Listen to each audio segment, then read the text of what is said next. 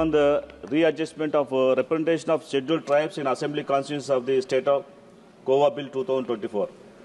First and foremost, I commend the government for bringing forward this much-needed legislation. The bill seeks to reserve seats for scheduled tribes in the Goa Legislative Assembly, a crucial step towards ensuring that the political representation of these communities is in line with their growing population in the state. While this bill addresses ST representation in Goa, I want to speak about a community that has been awaiting rightful recognition for decades, Madam. I speak of a community where less than 1% of the population in Andhra Pradesh is literate, a community that is largely landless and without any steady income, Madam. A community that has given India the great Hindu epic of Ramayana, the descendants of Maharishi Valmiki ji himself, Madam. I am speaking about the Valmiki Boya community, a community that has faced decades of marginalization in the neglect, Madam. And as I stand here today, I say with pride, I am one of them, Madam. వారి గోవాలో ఉన్నటువంటి ఎస్టీల యొక్క కథ, ఆంధ్రప్రదేశ్ మరియు తెలంగాణలో ఉన్నటువంటి వాల్మీకి బోయల కథ, వారి పోరాటాలు మా పోరాటాలు ఒక్కటే, మేడం.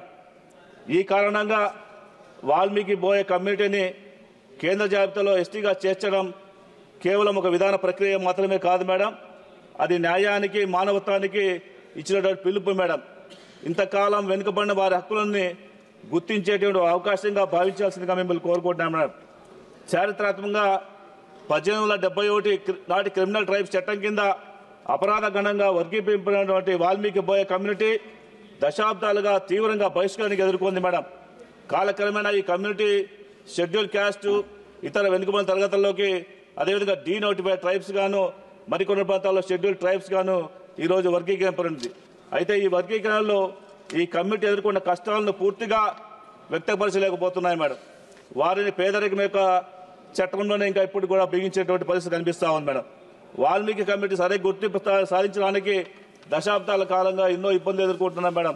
నిన్ననే మనము ఇక్కడ కాన్స్టిట్యూషన్ డేని 75వ దినోత్సవంగా ఇక్కడ మనం కార్యక్రమం చేసుకోవడం జరిగింది. ఈ కాన్స్టిట్యూషన్ డేలో మనందరికీ కూడా సామాన్యమైనటువంటి బడుగు బలహీన వర్గాల వారికి అంబేద్కర్ గారు ఇచ్చినటువంటి రాజ్యాంగం ఏదైతే ఉందో ఆ హక్కును కూడా మాకు గతంలో అంటే 1956 ముందర ఎస్టీలుగా ఉన్నటువంటి వాల్మీకి బోయల్ని ఈ విధంగా ఎస్టీల నుంచి డీనోటిఫైడ్ ట్రైబ్స్ గాను, బీసీలు గాను ఈ విధంగా రకరకాలుగా మార్చుకుంటూ మాకున్నటువంటి హక్కులు కాలరాచేటువంటి పరిస్థితులు మేము ఎప్పుడుగా ఎదుర్కొంటూ ఇప్పటికే ఆర్థికంగా, ఉద్యోగపరంగా అన్ని రకాలైనటువంటి సమస్యలు ఎదుర్కొంటున్నటువంటి ఒక కమ్యూనిటీగా మీరు దయచేసి గుర్తించాలని మేము కోరుకుంటాం, మేడం. ఇవన్నీ పరిస్థితులు చూసిన తర్వాత మా మాన్య ముఖ్యమంత్రి నారా చంద్రబాబు నాయుడు గారు 2017లో సాక్షాత్తు వారే అసెంబ్లీలో తీర్మానం చేసి వాల్మీకి లిస్టుగా గుర్తించాలని చెప్పేసి కేంద్రానికి పంపించడం జరిగింది, మేడం. ఈరోజు దాదాపు 7 సంవత్సరాలు అవుతా ఉంది. 7 సంవత్సరాల్లో కూడా మాకు ఎటువంటి న్యాయం ఇంతవరకు జరగలేదు, మేడం. దయచేసి మీ దృష్టికి తీసుకొస్తున్నాం, మేడం. ఖచ్చితంగా మాకు న్యాయం చేయాల్సిందిగా మిమ్మల్ని కోరుకుంటున్నాం, మేడం. అదేవిధంగా ఈరోజు ఒకసారి గమనిస్తే, మేడం, మనందరూ కూడా మనకి ఉన్నటువంటి యూనియన్ మినిస్టర్ గారు ఉన్నటువంటి గతంలో ఎంపీగా ఇదే పార్లమెంట్లో వారు మాట్లాడడం జరిగింది, మేడం. ఒక రాష్ట్రంలో ఉన్నటువంటి అసెంబ్లీ తీర్మానం ఏదైతే కేంద్రానికి వస్తుందో దాన్ని ఖచ్చితంగా అమలు పరచాల్సిన బాధ్యత కేంద్రం వైపు ఉంటుంది. అదేవిధంగా ఆ రాష్ట్రంలో తీర్మానం చేసినటువంటి ఆ ప్రభుత్వం ఏదైతే నిర్ణయించుకుందో వచ్చే ప్రభుత్వం మళ్ళీ దాన్ని తీసేయకుండా కూడా చట్టం తీసుకోవాలనే విషయాన్ని కూడా వారు ఎంపీగా చెప్పడం జరిగింది, మేడం. ఈరోజు వారే యూనియన్ మినిస్టర్గా ట్రైబల్ సంబంధించినటువంటి వారు ఉన్నారు కాబట్టి దయచేసి ఒక రాష్ట్ర ప్రభుత్వం పంపించినటువంటి తీర్మానాన్ని వెంటనే ఆమోదింపజేసి దశాబ్దాల కాలంగా అంటే 60 సంవత్సరాల కాలంగా బాధపడుతున్నట్టు మమ్మల్ని, మా హక్కుల్ని కాపాడాల్సిందిగా మిమ్మల్ని ఈ సందర్భంగా కోరుకుంటున్నాం, మేడం. అదేవిధంగా ఈరోజు చూస్తున్నాం, మేడం, మనము ఒక వన్ నేషన్ వన్ ఎలక్షన్ చెప్పి ఈరోజు బిల్లు పెట్టుకున్నాం, మేడం. అదే రాష్ట్రంలో మేము ఆంధ్రప్రదేశ్ రాష్ట్రంలో వాల్మీకి బోయలు 2 రిజర్వేషన్లు పొందినాం. ఈరోజు ఒక ప్రాంతంలో ఎస్టీలు గాను, మరో ప్రాంతంలో బీసీలు గాను కొనసాగుతున్నాం, మేడం. దయచేసి మమ్మల్ని కూడా ఒక క్యాస్ట్ ఒక నేషన్ ఏ విధంగా మనం అనుకుంటున్నామో అదేవిధంగా మమ్మల్ని కూడా ఆంధ్రప్రదేశ్ రాష్ట్రంలో ఒకే రిజర్వేషన్ మాకు ఇవ్వాల్సిందిగా మీ ద్వారా మేము కోరుకుంటున్నాం, మేడం.